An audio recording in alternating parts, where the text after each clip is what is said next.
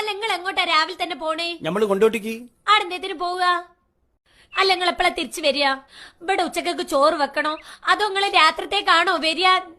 അല്ല നിങ്ങൾ രാത്രിത്തേക്ക് എന്തോ തിന്നിട്ടാണോ വരിക? എന്താണ് നമ്മൾ ചെയ്യേണ്ടത്? നിങ്ങളൊന്ന് പറഞ്ഞു. ഏതെങ്കിലും ഒരു ബൈക്ക് ഇറങ്ങുമ്പോ ഓള് പകരം 100-150 ചോദ്യാണ്. കല്യാണം കഴിക്കാത്തോണ്ടാണ് കൊളംബസ് അമേരിക്ക കണ്ടുപിടിച്ചെന്ന് ബാലേട്ടൻ പറഞ്ഞ ശരിയാ? കല്യാണം കഴിച്ചില്ലെങ്കിലേ ഇവിടുന്ന് അങ്ങോട്ട് ഇറങ്ങുമ്പോ 100 ചോദ്യങ്ങൾ കേട്ടിട്ട് നമ്മള് പണ്ടാറടങ്ങി അങ്ങോട്ട് പോണില്ല എന്ന് പറഞ്ഞാൽ കൊളംബസിന് അമേരിക്ക കണ്ടുപിടിക്കാൻ പറ്റിയോ? അപ്പൊ അയാള് കണ്ടുപിടിക്കണ വരെ അമേരിക്ക എന്ന് പറഞ്ഞ ഒരു സാധനം ഈ ബൾബ്, ഫോണ്, TV, ഫ്രിഡ്ജ് ഇതൊക്കെ കണ്ടുപിടിക്കണമാര് കണ്ടുപിടിച്ചത് അമേരിക്ക അല്ല.